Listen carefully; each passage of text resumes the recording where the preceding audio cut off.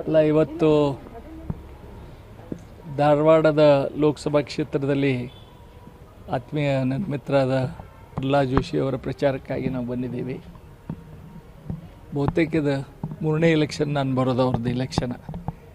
ಪ್ರತಿ ಎಲೆಕ್ಷನ್ದೊಳಗೂ ಅವ್ರು ಸೋಲ್ತಾರೆ ಅಂತಿದ್ರು. ಪ್ರತಿ ಎಲೆಕ್ಷನ್ದೊಳಗೆ ಲಕ್ಷಗಟ್ಟಲೆ ಅವ್ರು ಗೆಲ್ತಾರೆ. ಈ ಸಲನೂ ಅವರು ನನ್ನ ಪ್ರಕಾರ 3 ಲಕ್ಷಕ್ಕಿಂತ ಹೆಚ್ಚು ಮತದಿಂದ ಗೆಲ್ತಾರೆ ಅಂತ.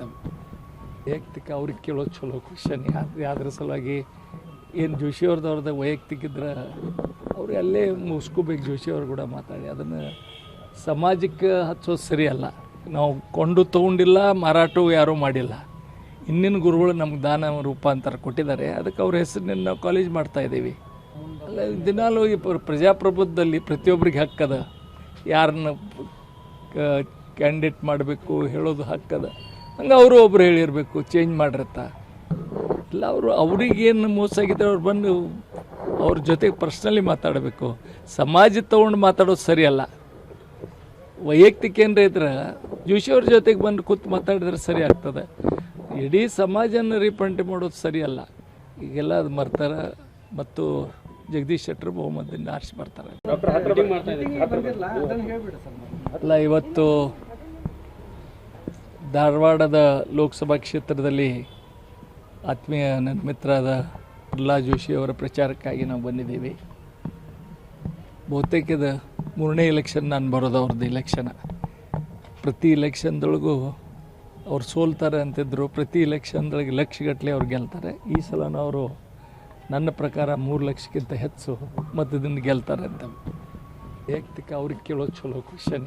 ಯಾವ್ದ್ರ ಸಲುವಾಗಿ ಏನು ಜೋಶಿ ಅವ್ರದ್ದು ವೈಯಕ್ತಿಕ ಇದ್ರೆ ಅವ್ರು ಅಲ್ಲೇ ಮುಗಿಸ್ಕೋಬೇಕು. ಜೋಶಿ ಅವ್ರು ಕೂಡ ಮಾತಾಡಿ ಅದನ್ನು ಸಮಾಜಕ್ಕೆ ಹಚ್ಚೋದು ಸರಿಯಲ್ಲ. ನಾವು ಕೊಂಡು ತೊಗೊಂಡಿಲ್ಲ, ಮಾರಾಟವೂ ಯಾರೂ ಮಾಡಿಲ್ಲ. ಇನ್ನಿನ ಗುರುಗಳು ನಮ್ಗೆ ದಾನ ರೂಪಾಂತರ ಕೊಟ್ಟಿದ್ದಾರೆ. ಅದಕ್ಕೆ ಅವ್ರ ಹೆಸರಿನಿಂದ ನಾವು ಕಾಲೇಜ್ ಮಾಡ್ತಾಯಿದ್ದೀವಿ. ಅಲ್ಲ, ದಿನಾಲೂ ಈ ಪ್ರಜಾಪ್ರಭುತ್ವದಲ್ಲಿ ಪ್ರತಿಯೊಬ್ಬರಿಗೆ ಹಕ್ಕದ. ಯಾರನ್ನ ಕ್ಯಾಂಡಿಡೇಟ್ ಮಾಡಬೇಕು ಹೇಳೋದು ಹಕ್ಕದ. ಹಂಗೆ ಅವರು ಒಬ್ರು ಹೇಳಿರಬೇಕು ಚೇಂಜ್ ಮಾಡಿರತ್ತ. ಇಲ್ಲ, ಅವ್ರಿಗೇನು ಮೋಸ ಆಗಿದೆ ಅವ್ರು ಬಂದು ಅವ್ರ ಜೊತೆಗೆ ಪರ್ಸ್ನಲಿ ಮಾತಾಡಬೇಕು. ಸಮಾಜ ತೊಗೊಂಡು ಮಾತಾಡೋದು ಸರಿಯಲ್ಲ. ವೈಯಕ್ತಿಕ ಏನ್ರ ಇದ್ರೆ ಜೋಶಿ ಅವ್ರ ಜೊತೆಗೆ ಬಂದು ಕೂತು ಮಾತಾಡಿದ್ರೆ ಸರಿ ಆಗ್ತದೆ. ಇಡೀ ಸಮಾಜನ ರೀಪಂಟಿ ಮಾಡೋದು ಸರಿಯಲ್ಲ. ಈಗೆಲ್ಲ ಅದು ಮರ್ತಾರೆ ಮತ್ತು ಜಗದೀಶ್ ಶೆಟ್ಟರ್ ಬಹುಮತದಿಂದ ಆರಿಸಿ ಬರ್ತಾರೆ. ಅಲ್ಲ, ಇವತ್ತು ಧಾರವಾಡದ ಲೋಕಸಭಾ ಕ್ಷೇತ್ರದಲ್ಲಿ ಆತ್ಮೀಯ ನನ್ನ ಮಿತ್ರರಾದ ಪ್ರಹ್ಲಾದ್ ಜೋಶಿ ಅವರ ಪ್ರಚಾರಕ್ಕಾಗಿ ನಾವು ಬಂದಿದ್ದೀವಿ. ಬಹುತೇಕದ 3ನೇ ಎಲೆಕ್ಷನ್ ನಾನು ಬರೋದು ಅವ್ರದ್ದು ಎಲೆಕ್ಷನ್. ಪ್ರತಿ ಎಲೆಕ್ಷನ್ದೊಳಗೂ ಅವ್ರು ಸೋಲ್ತಾರೆ ಅಂತಿದ್ರು. ಪ್ರತಿ ಎಲೆಕ್ಷನ್ದೊಳಗೆ ಲಕ್ಷಗಟ್ಟಲೆ ಅವ್ರು ಗೆಲ್ತಾರೆ. ಈ ಸಲನೂ ಅವರು ನನ್ನ ಪ್ರಕಾರ 3 ಲಕ್ಷಕ್ಕಿಂತ ಹೆಚ್ಚು ಮತದಿಂದ ಗೆಲ್ತಾರೆ ಅಂತ. ವೈಯಕ್ತಿಕ ಅವ್ರಿಗೆ ಕೇಳೋದು ಚಲೋ ಕ್ವಶನ್.